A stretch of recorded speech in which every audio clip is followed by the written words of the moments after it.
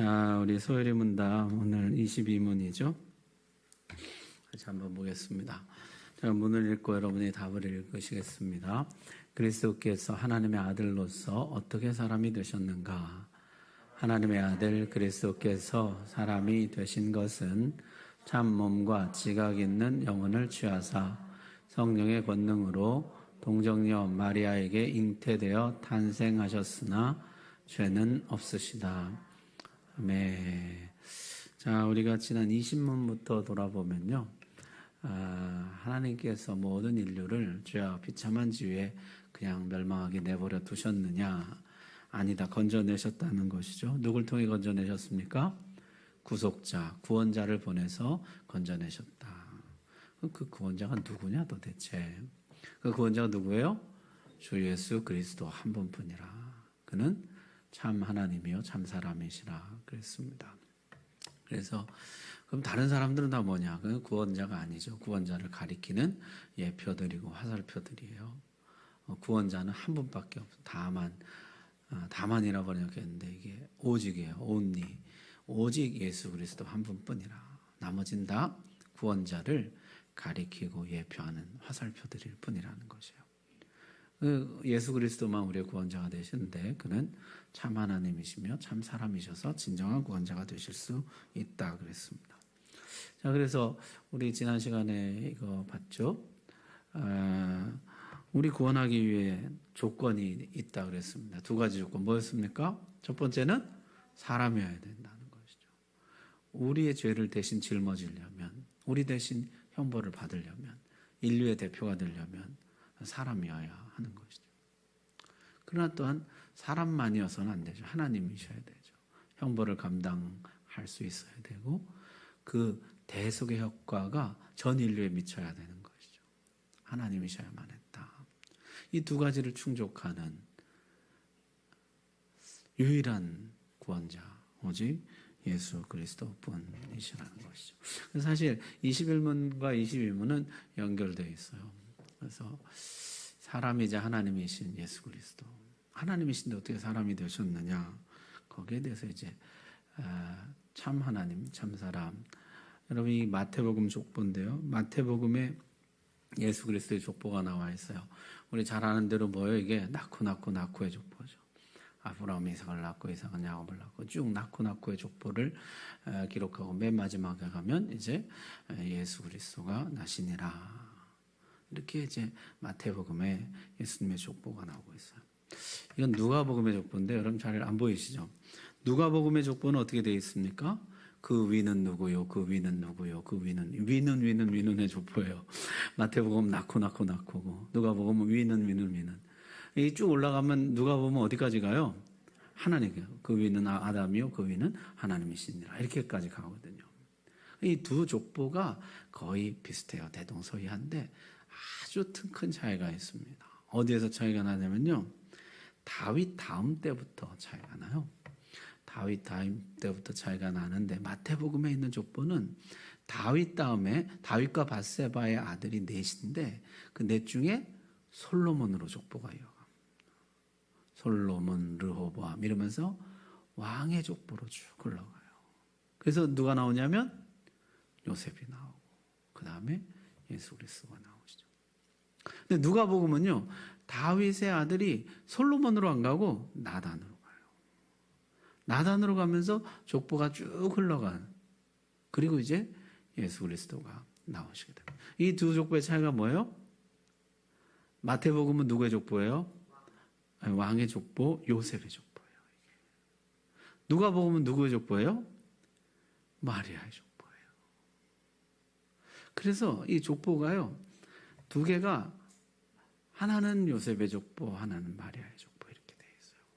그래서 요셉과 마리아를 통해서 예수 그리스도가 오시니라 이렇게 되어 있어요. 자, 그래서 이 다윗부터 요셉까지 이어지는 이 요셉의 족보 이것을 가만 보면요. 다윗의 자손이라는 것을 강조하고 있어요. 우리 예레미야서 말씀 읽어볼까요? 시작. 그날이 오고 그때가 되면 내가 다윗의 집안에서 의로운 가지가 나게 하겠다. 그는 이 땅에서 옳고 의로운 일을 할 것이라. 다윗의 집안 가운데 이 다윗의 혈통에서 다윗의 계보에서 의로운 가지 새 순이 돋게 하겠다 이렇게 말씀하시죠. 그가 이제 공의를 행할 것이다. 예수님 때 사람들도 다 그렇게 생각하고 있었습니다. 성경에 이르기를 그리스도는 다윗의 씨로 또 다윗이 살던 마을 베들레헴에서 나오리라 하지 아니하였느냐. 그러니까 이 모든 사람들이 다 메시아는 어디에서 나오신다고요? 다윗의 혈통에서 오신다. 그래서 주님이 예루살렘 입성할 때 사람들이 호산나 호산나 그러면서 뭐라 그런 거예요? 누구의 자손? 다윗의 자손 예수요. 다윗의 자손이라는 게 무슨 말이에요? 예언된 메시아라는 거죠. 하나님 보내주기로 예언한 메시아, 다윗의 자손. 우리에게 오셨다. 반면에요, 이 마리아 족보를 가만 보면요, 이게 여자의 후손인 것을 강조합니다. 마리아의 족보는 좀 재밌는 것이죠. 마리아의 족보. 당시에 이 마리아의 족보라는 것이 이상한데, 이 여자의 후손인 것을 강조. 우리 창세기 3장 15절에 원시복음 읽어볼까요? 시작. 여자의 후손은 내 머리를 상하게 할 것이요. 사단의 머리를 상하게 할 자가 여자의 후손임을 강조하죠. 그래서 이 여자의 후손 족보가 누가복음에는 기록되어 있는 것이에요. 이사야 7장 말씀 시작. 보라 처녀가 잉태하여 아들을 낳을 것이요 그의 이름을 임마누엘이라 하리라. 아멘. 이 여자의 후손에 대한 말씀은요 계속 반복돼요. 이사야를 통해서도 보라 처녀가 잉태하여 아들을 낳을 것이 여자의 후손이 올 것이다. 이것을 말씀해요. 그는 누구예요? 임마누엘. 임마누엘 뜻이 뭡니까? 하나님이 우리와 함께 하신다. 에덴에서 쫓겨났어요. 더 이상 하나님 함께 하지 않는데 이분이 오시면 어떻게 해요? 다시 이제 우리와 함께 하신다는 거죠. 여자의 후손이 오시면 우리가 다시 하나님과 함께 하게 될 것이다. 자, 같이 읽읍시다. 시작. 때가 참에 하나님이 그 아들을 보내사 여자에게서 나게 하시고. 아멘. 때가 참에 하나님이 약속하신 그때가 되면 하나님이 아들을 보내신데 누구에게 보내세요? 여자에게서 나게 하신다. 이 여자의 후손이 오실 것에 대해서 성경이 계속해서 말씀하고 계세요. 예수님도 그렇게 하셨죠. 가상칠언 중에 하나인데 여자여 보소서 아들이니이다. 이 말씀이 여자여 여러 의미가 있지만은 여자의 후손으로 오신 예수 그리스도의 자기 고백일 수가 있다는 것이죠. 자, 그래서요, 이 족보를 가만히 보면은 이 다윗의 자손이면서 동시에 여자의 후손이 오신다는 것을 성경이 우리에게 가르치는 것이죠. 그래서 누가복음에는요, 이 여자의 후손에 대해서 이렇게 말씀합니다. 읽어봅시다. 시작. 성령이 내게 임하시고 지극히 높으신 이의 능력이 너를 덮으시리니 이러므로 나실 바 거룩한 이는 하나님의 아들이라. 아멘. 성령이 임하시고 성령의 능력이 너를 덮으실 것인데 그러므로 네가 나실 바, 너가 잉태한 나실 바 거룩한 분은 누구예요? 하나님의 아들이라. 이분은 하나님의 아들이라. 자, 그래서요, 이 성경이 강조하는 바는 메시아, 우리의 구원자는 오직 한 분 주 예수 그리스도 뿐인데 그는 다윗의 자손, 사람의 아들이면서 동시에 여자의 후손, 하나님의 아들이라. 그가 우리의 유일한 구원자라. 그것을 가르치고 있는 것이죠. 제가 오늘 책을 읽다 보니까 그런 얘기가 있어요. 그 책을 쓴 분이 자기 청년 때 겪었던 일을 적었는데 청년 때 담임 목사님이 바뀌었는데 젊고 유능한 누구와 같은 그런 담임 목사님이 이제 새로 오셨다는데 말씀을 너무 잘 전해가지고 온 성도들이 막 다 빨려들기 시작했다는 것이에요. 근데 이분이 그런 이제 막 성도들의 그런 인정을 받고 그러다가 나중엔요, 그 중에 성도들 중에 12명을 뽑아가지고 베드로, 야고보, 요한 이러면서 이름을 줘줬다는 거죠. 그러면서 자기가 99% 예수라고 그랬다는 거예요. 자기 99% 예수라고. 그러니까 이제 교회가 둘로 나눠지게 된 거죠. 엉터리다. 내쫓아야 된다. 이런 게 이제 한 편이고, 또 한 편 뭐요? 진짜 메시아라는 사람. 그 책 쓴 사람은 엉터리다 편에 속했다는 사람인데, 이 사람이 이제 그 젊은 날을 회상하면서 아쉬워하는 건 뭐냐면, 그렇게 많은 청년들이, 그렇게 열심히고 똑똑하고 헌신한 청년들이 메시아다 편에 서더라는 것이에요. 너무너무 안타까운데 설득이 안 된다는 거예요. 설득이. 결국에는 그분이 교회에서 나가고, 근데 그분을 따르는 많은 사람들을 함께 데리고 나가서 교회를 새로 세웠다는 거죠. 결국에 나중에 교회는 없어졌죠. 근데 자기가 이제 그 젊은 날에 그걸 겪으면서, 많은 사람들의 신앙이 성경에 기반하고 있지 않구나 하는 것을 알았다는 것이에요. 전혀 성경과 다른 얘기잖아요. 근데 그렇게 많은 사람들이 그걸 따르는 걸 보고 자기가 충격을 받았다. 그래서 지금도 마찬가지죠. 지금도 자기가 구원자다 이런 사람이 한국 사람, 코리안 중에 70몇 명이래요. 놀라운 일이죠. 그런데 거기도 그렇게 많은 사람들이 있어요.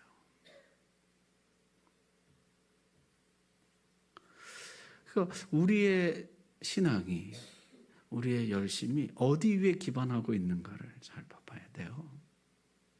성경 위에 서 있는가. 이거 좀 중요한 일이죠. 제가 또 요새 안타까운 것 중에 하나는 뭐냐면은, 많은 아이들이 교회 학교 다닐 때 열심히 나오잖아요. 이제 고등학교 졸업하면서부터 머리가 커서 안 나오는데, 그 열심히 나올 때 그때 성경 위에 기반한 신앙을 세워줬어야 되는데 그러질 못하니까 어떻게 해요? 그 다음은 뭐 부모가 가라고 하고 친구가 찾아오고 누가 와도 안 되는 것이에요. 그러니까 정말 열심히 할 때 그때 성경 위에 믿음을 세워줘야 돼요. 성경 위에 세우지 않은 믿음은요, 비바람 불고 창수 나면 다 무너져요. 그게 다 모래성이거든요. 사람들하고 친해서, 교회가 재밌어서, 이런 신앙은 다 무너져요, 다.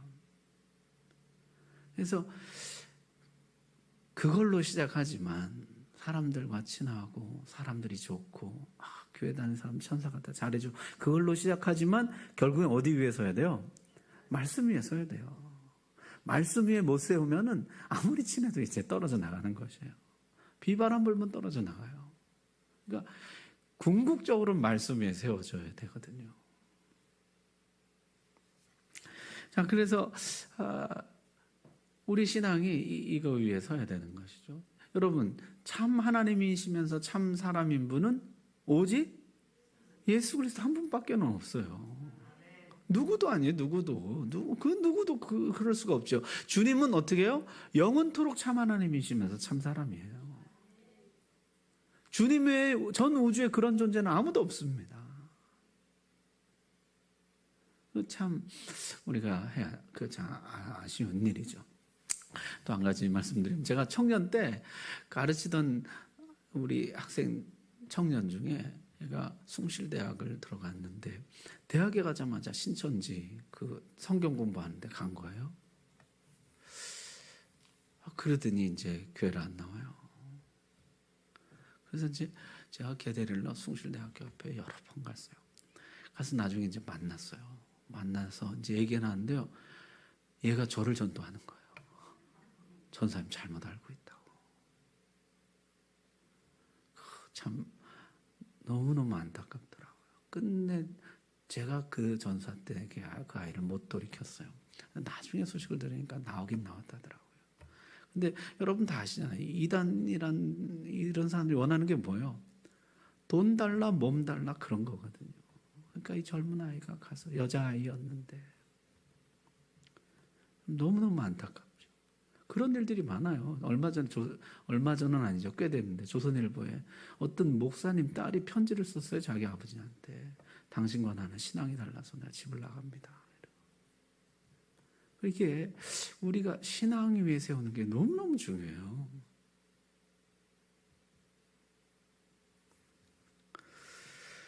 자, 그래서 우리 신앙이 예수 그리스도가 어떤 분이냐? 오직 참 하나님이시요 참 사람인 분, 오직 예수 그리스도 한 분뿐이라. 그거 위에 서야 된다는 것이죠. 그래서 소율의 문답 22문은 이걸 가르치는 거예요. 하나님이 어떻게 사람이 되셨냐? 하나님의 아들이 어떻게 사람이 되셨냐? 성육신, 사람이 되신 것을 이제 22문이 가르치는데, 거기에 첫 번째가 뭐예요? 참 몸과 지각 있는 영혼을 취하셨다. 그분은 뭐예요? 이 완전한 인간이 되셨다는 거예요. 완전한 인간. 참 몸과 지각 있는 영혼을 가지셨다. 주님의 헛개비만 있는 것도, 영혼만 있는 것도 아니고, 그저 누구의 몸뚱아리를 빌린 것만도 아니고, 참 몸과 지각 있는 영혼을 가지신 완전한 사람이셨다는 것이에요. 그 다음은 뭐예요? 성령의 권능으로 동정녀 마리아에게 잉태되어 탄생하셨다. 완전한 인간인데 완전한 하나님. 뭘로 잉태되셨어요? 성령으로 잉태되셨다. 따라서 죄가 없으시다. 이게 우리의 구원자 되신 예수 그리스도 성육신의 효과예요. 성육신의 목적이기도 하시죠. 그분이 사람 몸을 입으신, 사람이 되신 것, 그것은요 완전한 인간이 되신, 성령으로 잉태하신, 무죄하신 것이에요. 자, 그래서 우리가요, 이게 얼마나 중요하냐면 이것을 신앙 고백에 넣어놨어요. 사도신경에 우리가 초대교회 때부터 이것을 가지고 우리의 신앙을 고백해요. 우리는 이걸 믿습니다. 우리가 한번 언제 시작할 때 했었죠. 사도신경이요, 믿사오며 믿사오니 믿사오며 믿사옵나이다 이렇게 되어 있거든요. 뭘 믿는 거예요? 하나님 아버지 내가 믿사오. 그 다음에 주 예수 그리스도 믿사오. 그 다음에 성령을 믿사오며, 그 다음에 우리의 신앙생활과 천국을 믿습니다. 영생을 믿습니다. 이렇게 되어 있어요. 그렇게 네 가지를 믿는다. 이게 우리의 신앙 고백이거든요. 그래서 성부를 믿는다, 성자를 믿는다, 성령을 믿는다. 근데 성자를 믿는다에 이렇게 성자에 대해서 많이 붙여놨어요. 성자에 대한 설명을. 성자에 대한 설명 첫 번째가 뭐예요? 이는 성령으로 잉태하사 동정녀 마리아에게 나시고. 이게 성자에 대한 첫 번째 고백이에요. 그분은 누구예요? 완전한 사람이시며 완전한 하나님이시며 무죄하시다는 것이에요. 그게 우리의 신앙 고백이에요. 이 고백에서 멀어지면 그는 참신앙이 아닌 것이에요. 그는 참 하나님이시며 참 사람이시며 무죄하시기에 우리의 유일한 구원자가 되신다. 그게 우리 신앙 고백인 것이에요. 따라서 우리 주 예수 그리스도 사람의 아들, 하나님의 아들. 자, 완전한 인간, 참 몸을 입으시고 이성적인 영혼을 가지셨다. 완전한 사람이 되셨다. 그건 뭐예요? 우리를 깊이 하신다 이런 뜻이에요. 그래서 체휼하신다. 체휼과 긍휼의 차이는 지난주에 말씀드렸죠 한번. 긍휼은 불쌍히 여기는 것이고 체휼은 경험을 통해 불쌍히 여기는 것이에요.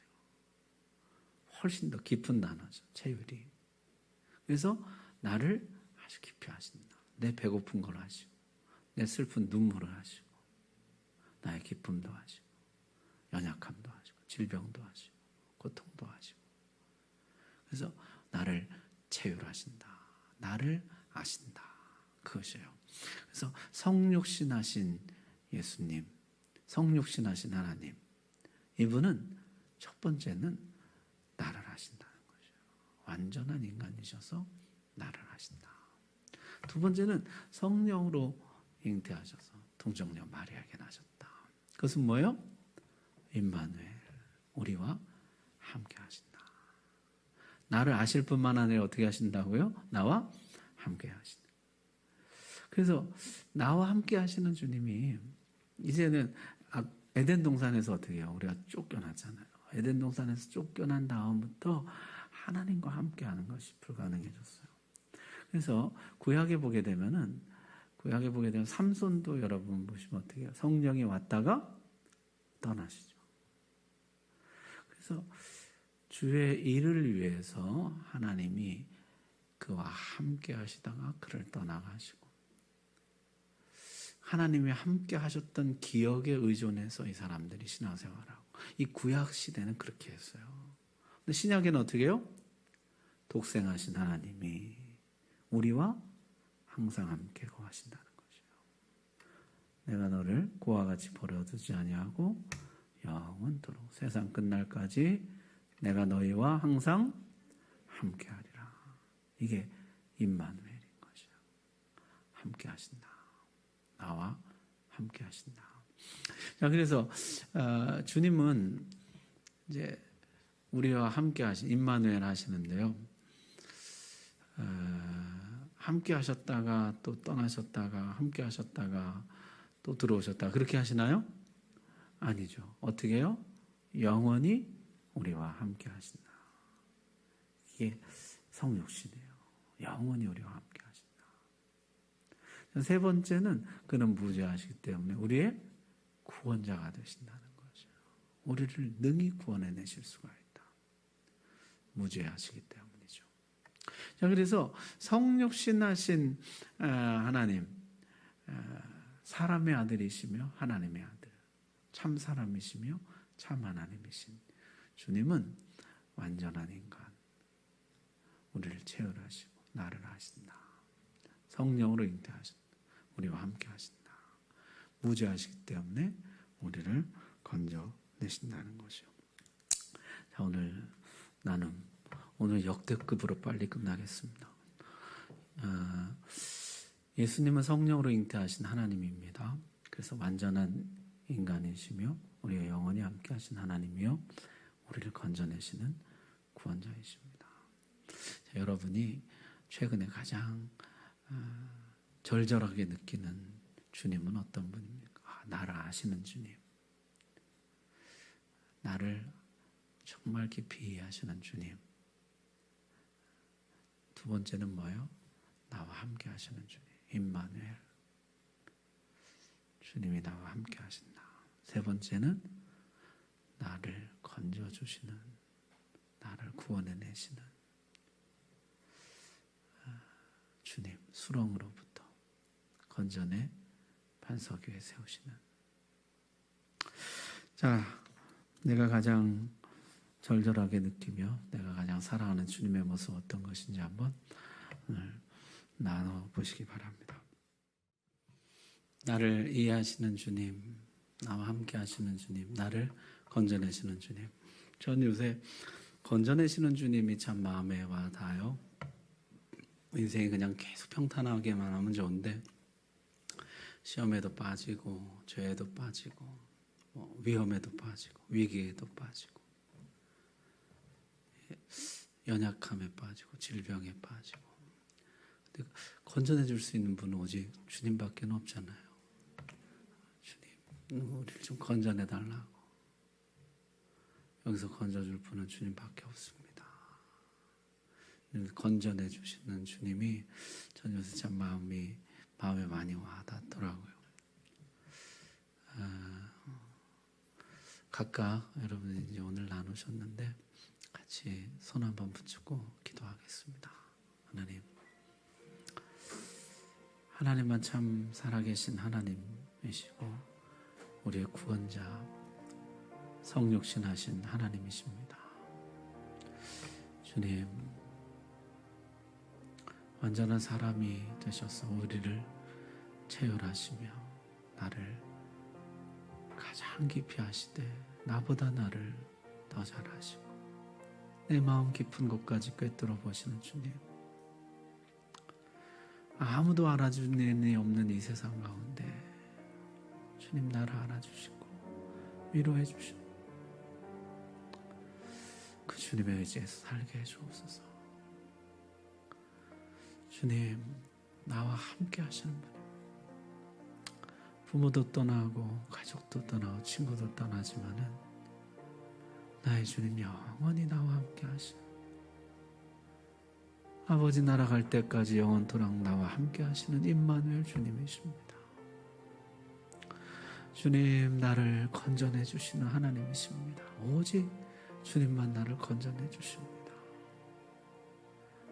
위기에서, 위험에서, 죄에서, 시험에서, 질병에서, 나 연약함에서 건져내 주시옵소서.